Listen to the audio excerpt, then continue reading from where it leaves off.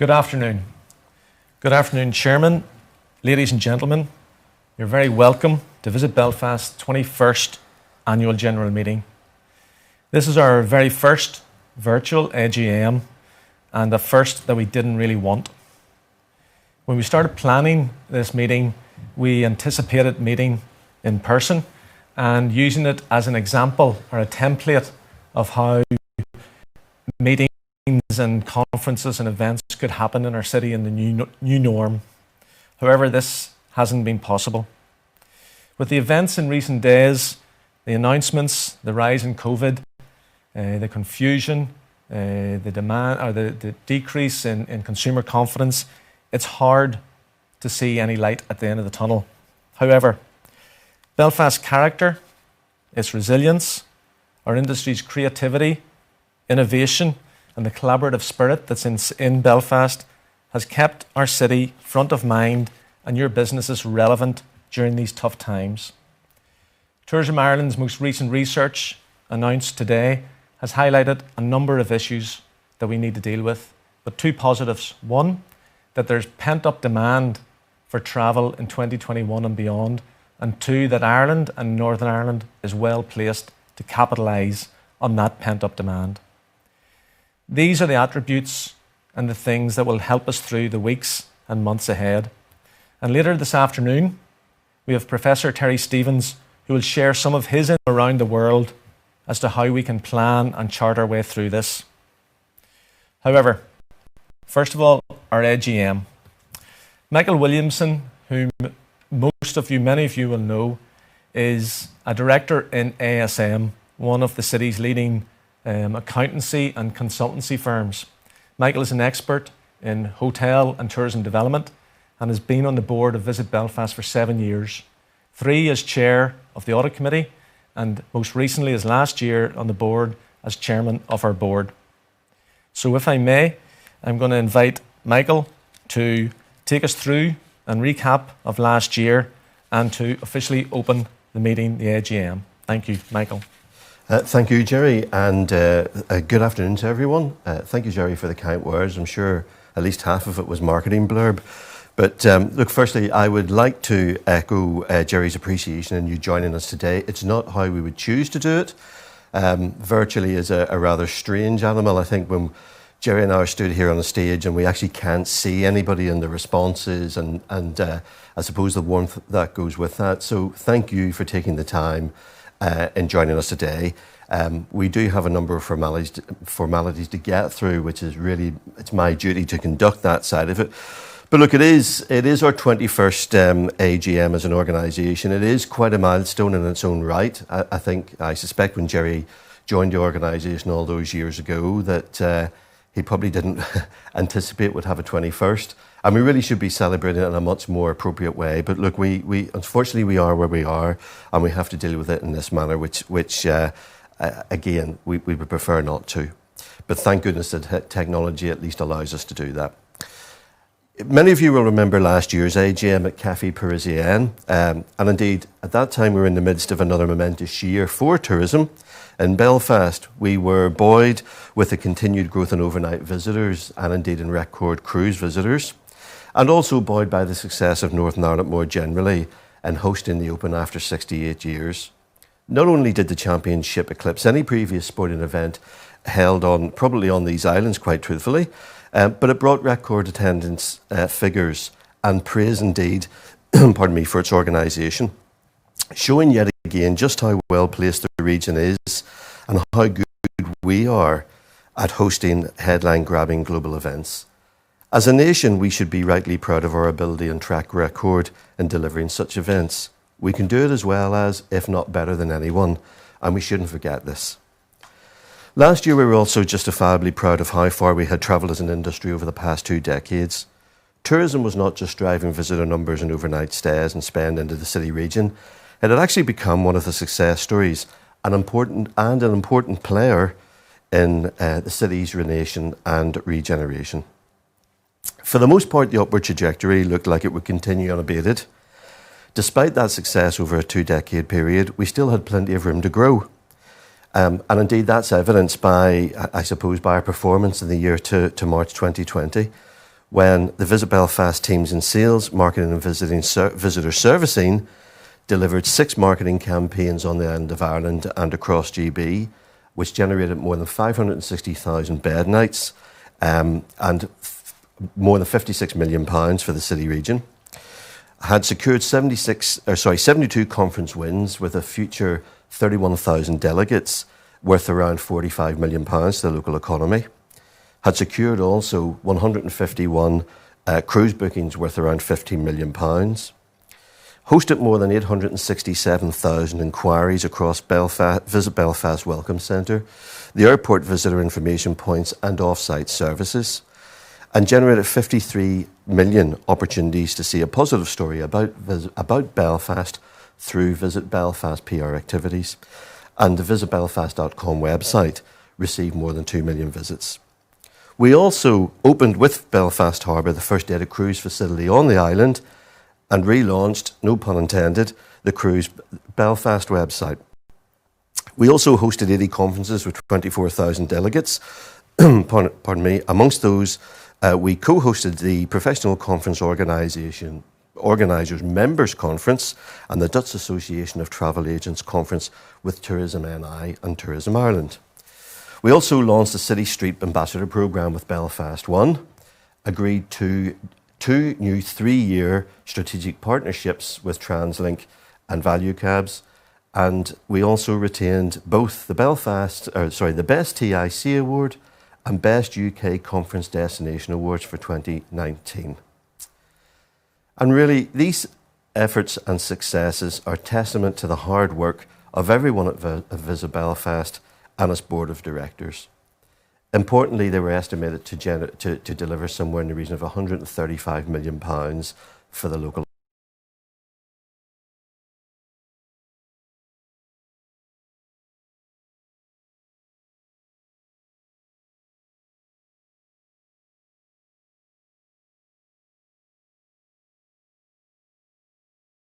future opportunities when they arise. And as Jerry said, they will arise, as recent research indicates.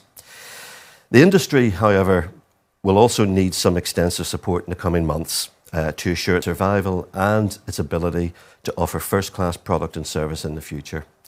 Without it, all of the work and private sector investment of the past two decades may be seriously compromised. If I may, I now want to move on to the formalities of this 21st AGM. Included with your invitation are the Visit Belfast accounts for the year ended 31st of March 2020, as approved by the board, and the minutes of the 20th AGM held on the 20th of November last year. So, to formalise this part of the AGM, I need to have a proposer and a seconder to accept the minutes. So, to start with, could I ask for a proposer, please? Thank you, Norman Mains. And could I ask for a seconder? Thank you, Judith Owens, 2 stalwarts of Visit Belfast and the industry. Thank you very much. Jerry said earlier on I had been on the board for 7 years. I've actually typed down here 6 years. So I suppose as I reflect on my 7 years as a board member of Visit Belfast, and indeed pass on the position of chair to the very capable Katherine Thompson, may I thank you all, including our private sector tourism partners, and working tirelessly to grow tourism over the past 2 decades. My thanks too are extended to our friends and colleagues in Belfast City Council, Tourism Ireland, Tourism Northern Ireland, Invest Northern Ireland, to our regional tourism partners in Ards and North Down and Lisburn and Castlereagh councils, and our strategic and corporate partners at TransLink, Diageo Northern Ireland, Value Cabs, Belfast One, Belfast, Hastings Hotels and Belfast Harbour for the continued support and commitment to driving the region forward. Our success is built on our passion, on partnership and a can-do attitude, and now more than ever, we need those virtues to see us through both these dark days and onward to recovery. We can come through this most difficult of times by leaning on, learning from, and working with each other. It has been a privilege to share Visit Belfast, albeit briefly, and I am confident that Katherine will provide leadership and vision to help us navigate the road ahead, and with the team at Visit Belfast, help return the region to growth and prosperity. Thank you for your commitment and support for tourism in Visit Belfast over the years. Long may it continue. Thank you, Michael. Could I take a moment and, on behalf of the staff, the senior management team and all our members in Visit Belfast, thank you for your insights, input, support and commitment down through the years.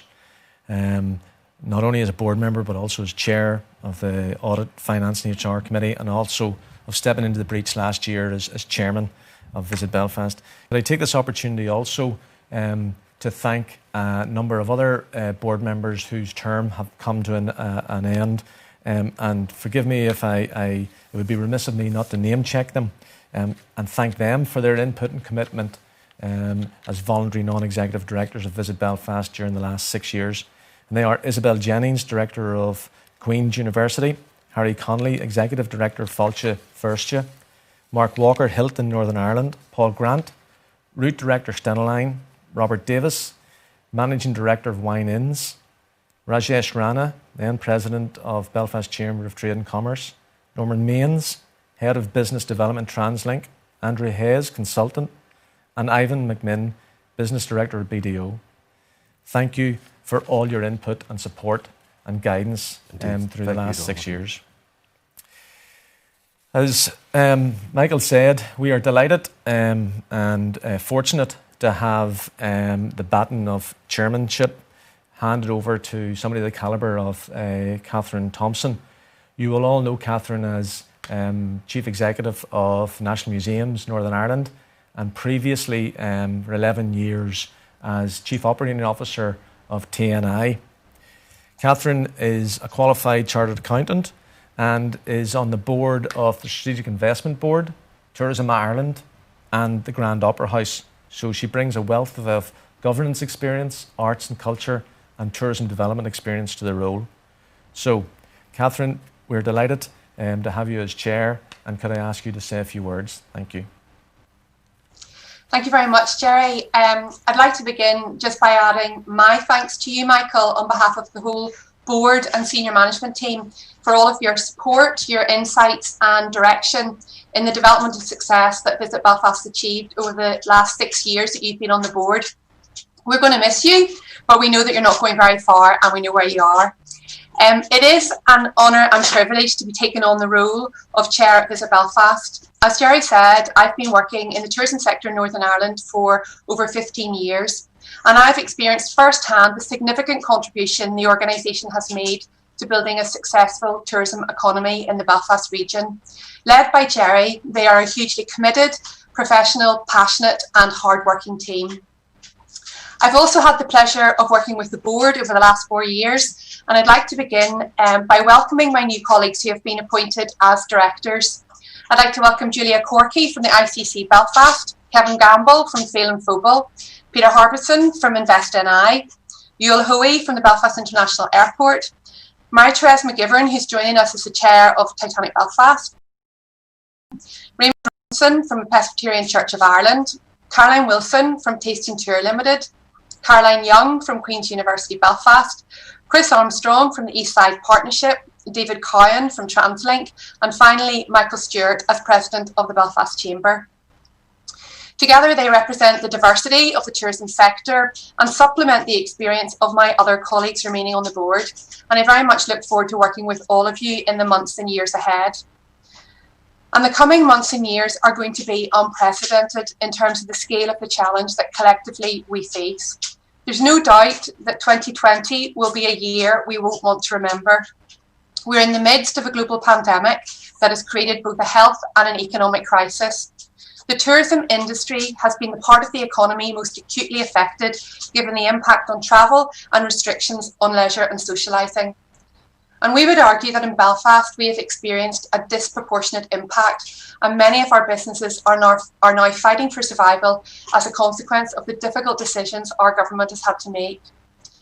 Emerging from the lockdown in June, and as the restrictions began to lift, we did have some hope. We saw our shops, accommodation, attractions and parts of our hospitality sector gradually reopen their doors. However, our hope has waned as a significant section of our industry still remains closed. unable to operate. There are no venues for entertainers and musicians to perform, and no conferences, events or meetings. Even our businesses that are able to operate are doing so at a fraction of their normal capacity and struggling to be viable. Theme this month and announcements of further restrictions this week have compounded the situation. While a range of measures are being proposed to support businesses through the winter, there's a genuine fear that without sector-specific intervention, this may not be enough to protect thousands of jobs across our tourism sector, or to safeguard the Belfast tourism industry that we know and have proudly built over the last few decades. But Belfast, and in particular our businesses and the many people behind them, are, if nothing else, resilient. 30 years of the Troubles did not dampen our ambition to welcome visitors to these shores, and particularly in Belfast, a city that made the headlines regularly, it perhaps made us even more determined, providing the warmest of welcomes to those who did choose to visit and seeing our city of modest size punch above its weight in attracting events such as the MTV European Music Awards, the Giro d'Italia, and growing conferences and cruise ship visits. And we have won many accolades and awards to prove it. Belfast is well versed in the face of adversity, and I am confident work together right across the public and private sectors, we will emerge again brighter and stronger.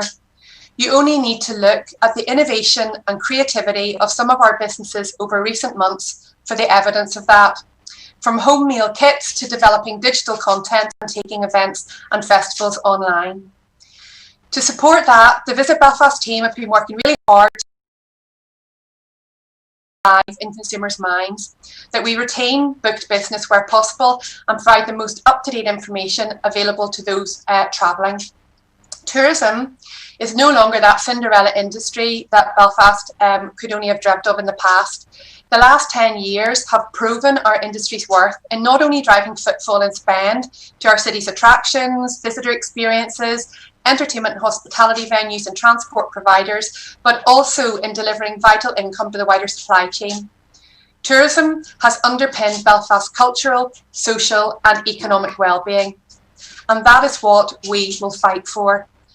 The current situation has shined a brighter light on our vital contribution to the economy.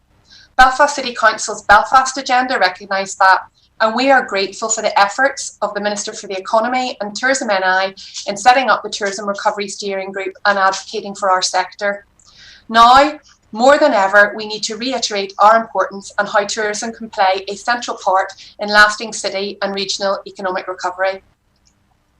And when we move towards recovery, our culture, heritage and arts have a critical role to play in helping to reconnect us to what matters, to celebrate our authenticity and giving us the confidence to imagine a new, diverse and more sustainable future. So we welcome the designation of 2023 as a Year of Culture in Belfast and support the aspiration for Belfast to become a UNESCO City of Music. And we look forward to seeing the ambition of a new city centre destination hub delivered as part of the Belfast Regional City Deal. We stand today in the most challenging of circumstances, but I'm confident that we have the grit and determination to succeed and build back our tourism industry together. For our part, Visit Belfast's role and remit remains resolute, and the team is as determined as ever to work in partnership alongside you to champion for the vital support you need over coming months and to see our industry survive and thrive again in the future. Thank you very much. Thank you, Katherine. On behalf of the team in Visit Belfast, we look forward to working with you and your new board as we chart our way through the road to recovery. Finally, now to our guest speaker, Professor Terry Stevens, who is joining us from, I'm not too sure whether he'll be able to tell us when we see him. There you go. Just before you start, Terry, I thought I'd give you a wee bit of background to Terry. Terry's a long-standing friend of Belfast and Visit Belfast. He was telling me that he first came here for a student party in the 1970s. And I've often thought that must have been some party because he spent 40 years coming back to it. Maybe that'll be one of his many books when he puts his feet up. He was then the Allied Irish Banking's visiting professor of rural planning in the 80s. and a visiting professor in the 90s with the Gibson Institute for Land, Food. He was also involved in the early stages with TNI in their successful signature projects. And in 2012, he led a learning journey of which I was privileged to be part of tourism stakeholders to Bilbao. And following that, he was commissioned by Belfast City Council and TNI to draft and write a 5-year tourism strategy for Belfast from 2015 to 2020, which was a framework and a catalyst for some of our fantastic growth over the last 5 or 6 years. Terry has always been a willing assistant to our city and has organised for a number of tourism days pro bono for the last 5 years. His new book, Wish You Were Here, Stories Behind 50 of the World's Greatest Destinations, puts Belfast up there with the best places to visit in the world. Lockdown has not slowed him up, as you can see, but in the last 6 months, he's already published 4 other books. So we look forward to hearing Terry's insights that he's gleaned from his worldwide experience. Thank you, Terry. Over to you. Thank you very much, Jerry. Sorry I can't be with you in person. Good afternoon, everyone. Congratulations, Katherine, on taking the chair. And I'm sure that Visit Belfast will be in great hands with you, as it has been under the chairmanship of Michael for the last few years. So thank you for the invitation. It goes without saying that I've been hugely impressed with the growth of tourism and the role that tourism's played in the regeneration of Belfast as a great city. The energy, the vision, the ambition, the resilience, the tenacity, the dogged determination that you've all brought to the table to make that happen, it's hugely impressive. And as Michael and Katherine and indeed Jerry has said, it is all of those characteristics that are going to be needed to ensure that Belfast and the Belfast City region is well placed to pick up on the pent-up demand that will be released once we get over this COVID problem. Okay, in my talk this afternoon, I want to cover a few things. That from some of it, you will get some degrees of optimism, some possible direction of travel, some things that you can think about. So I'm going to look at trends, opportunities, some thoughts on the way forward, and in doing so, hopefully stimulate some new ways for you to be working together. I'm just going to share this with you. And hopefully you can see that as a full screen.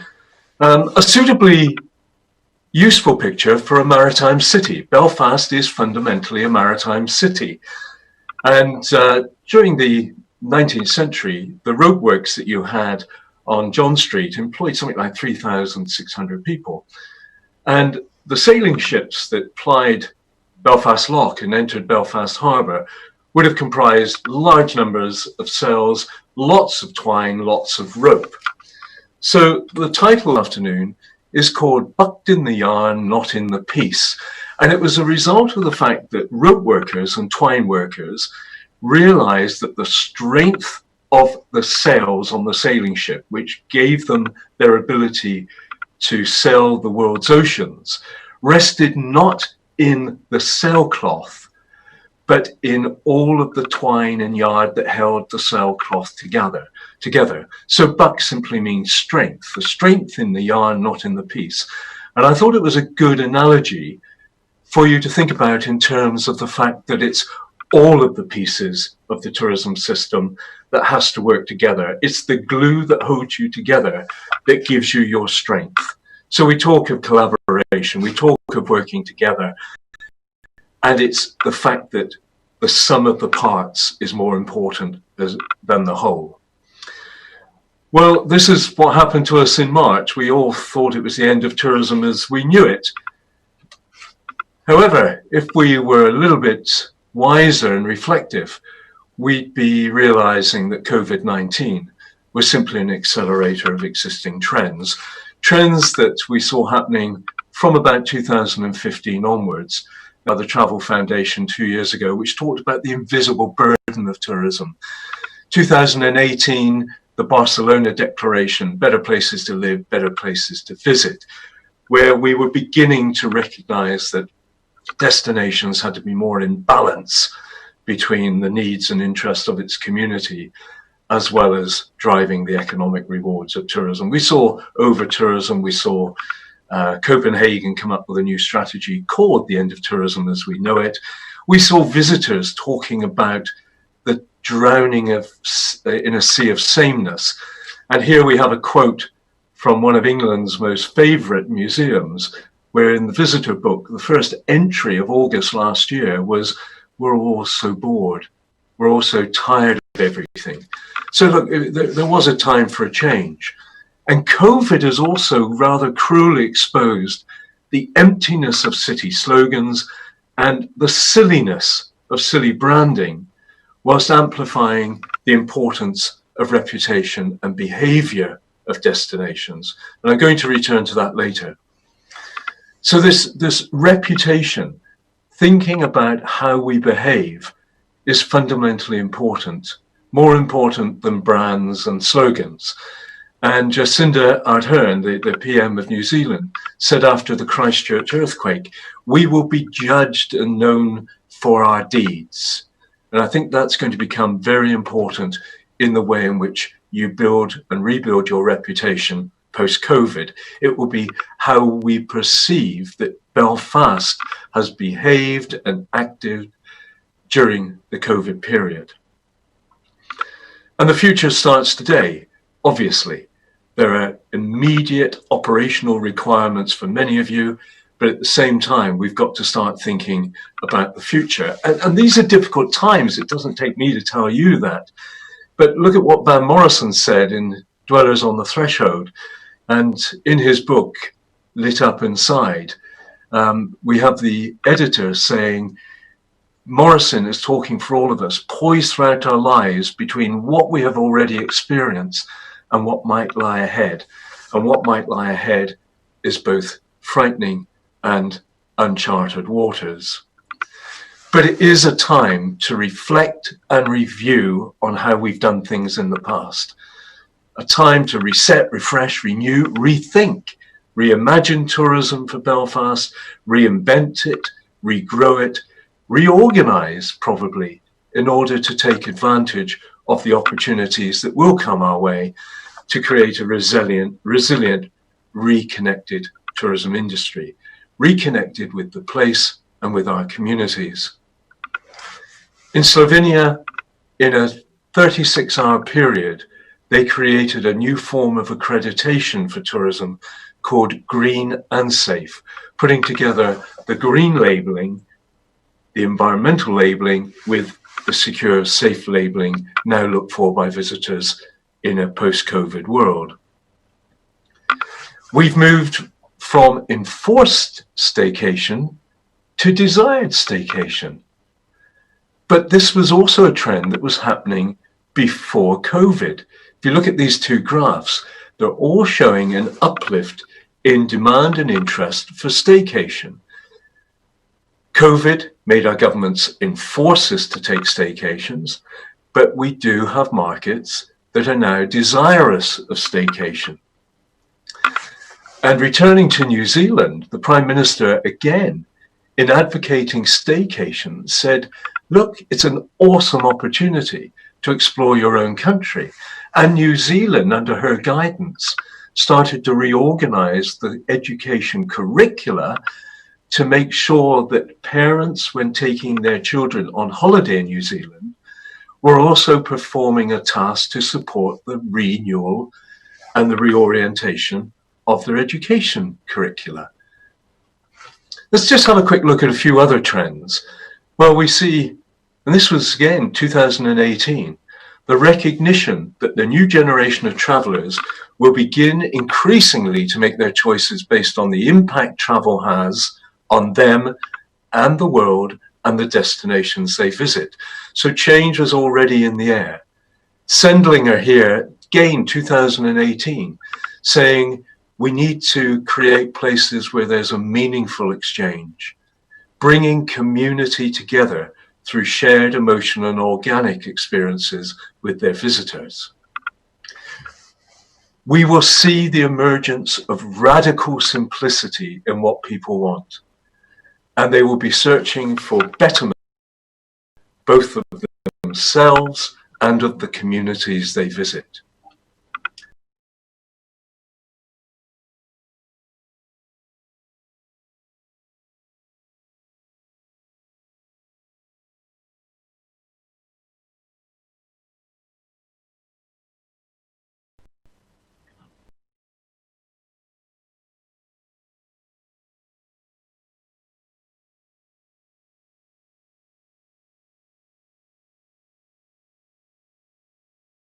Visit.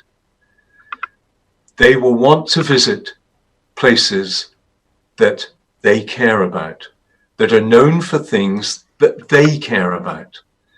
So for years, we've traded destinations being known for good things, being known for things that are different. But now we're into destinations that I love. And the greatest thing you'll ever learn is just to love and be loved in return. We will start to measure tourism in different ways. We need to address how we measure tourism from an industry perspective, from a tourist perspective, and from a community perspective. The volume and value statistics of measuring success will need to be reassessed. We're already seeing a new language for the destination. The World Tourism Organization said recently, trust is the new currency, the new normal. And tourism is ideally positioned to be the vehicle to channel trust. So destinations, Belfast, you need to be admired, desired, loved, managed, respected, collaboratively put together, safe and secure, and trusted. Trusted by your community and trusted by your visitors. This new language is also appearing in the language that the tourist is using. They want to be included. They want to collaborate with you to create the experiences they want. They want to be involved. They want to be trusted. They want to be invited to your destination. Perhaps we need to drop the word marketing. We need to identify people that you would want to invite. Think of people who you would want to invite as guests into your own home for a dinner. That's the way we need to think about this new relationship with tourists. The tourist wants to be managed. They want to be advised. They also want to be respected and their voices heard. So there's a new type of relationship emerging between the destination and the guest. In Wales, Visit Wales have created ADO, a promise to Wales, my promise to Wales, by the community, by the industry, and by the visitor. Greater Palm Springs, our pledge to you, the visitor and the community. The Icelandic pledge, I pledge to be a responsible tourist. So there's a new language and a new relationship. So what does this mean? Well, for me, it's the immutable role of destination management, the work of Visit Belfast, the most important job in tourism. And there are destinations that you need to look at for inspiration and guidance. Turku in southwest Finland, Ljubljana in Slovenia, and Linz in Upper Austria. 3 medium-sized cities where you could be understanding what they're doing, learning from them, sharing ideas with them, collaborating with them. They're 3 really good touch points for you. So how do you prepare for the future? How do you go about thinking for this world ahead of us once we find a vaccine and once we start thinking about tourism in Belfast in 2025, 2030? Well, always remember, as other speakers have said, you are the enduring city. Look what Katz said of the Brookings Institute in 2013. Belfast, really special place in the world. It has strength, resilience that is truly inspiring and remarkable. And as Katherine said, that's going to be characteristics you will want in spades going forward. You've never stopped evolving. It's never quiescent. It's a city that's been on a roller coaster ride for 100 years at least. And COVID has been another part of that roller coaster ride. These are exceptional times. That's a quote from James Connolly in the James Connolly Centre in West Belfast. These are exceptional times. Exceptional times means radical rethinking. The traditional ways of thinking about the city have been turned upside down. So you need to think about the future of tourism in line with how you rethink Belfast as a city. For the years of planning a decent mass transit system, that's probably gone into extinction. Will we see the return of the private car? Everybody in urban planning is now talking about the youthification of the city centre. The city is a series of villages, the 15-minute city, the nearby hoods, the end of large social gatherings, challenging the professional handbooks. Belfast needs a mission, and tourism has to be part of that mission for your city and part of the solution. From a tourism point of view, what are your new assets? Rethink the assets you've got, rethink their management, and rethink their purposing. You have to ask this basic question: what will success in tourism for Belfast look like in 2030? And against answering that question will emerge the measures of success where you will judge whether you have been successful or not.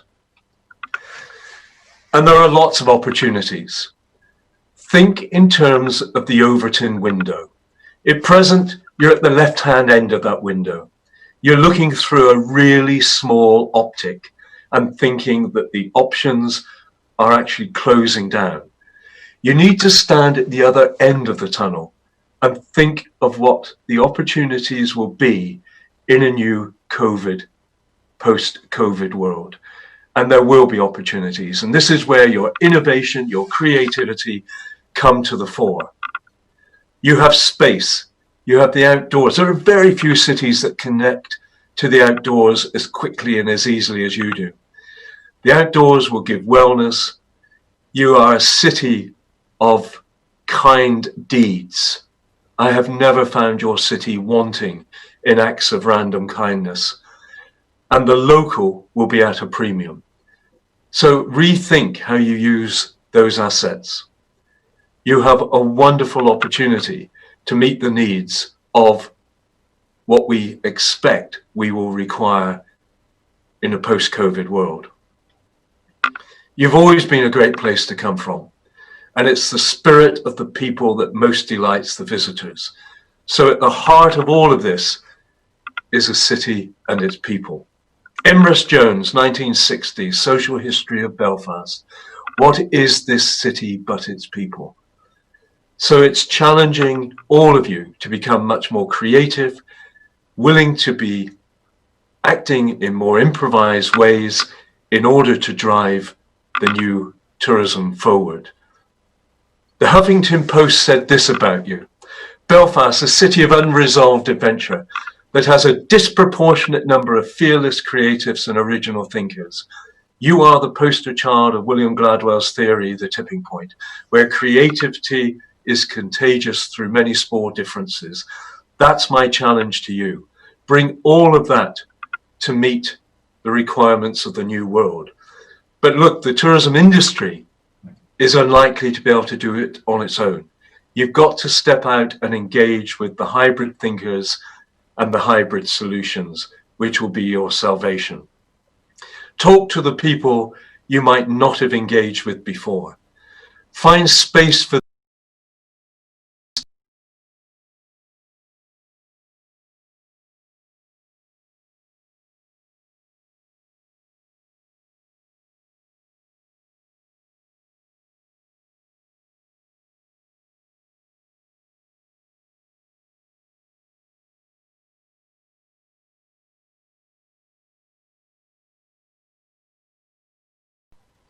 Destinations must now rise to these challenges in a period of what will be unprecedented experimentation and hybridity. There's a new framework emerging. I urge you to think about each of these 5 principles. the importance of tourism to the region and how you get that over now. The new types of relationships you've got to build to ensure a shared vision, shared strategy, built upon common trust and common values. The importance of developing relevant products and experiences for the host community and the emerging markets. The responsibility you all have to find the right way forward, where the right and the good things will become important, and the respect you need to show for each other, for the community, for the businesses, and for the tourist. So Belfast City Region, leader or a follower? Well, in the last 10 years, you've proven yourself to be a leader. Don't let that slip in the future.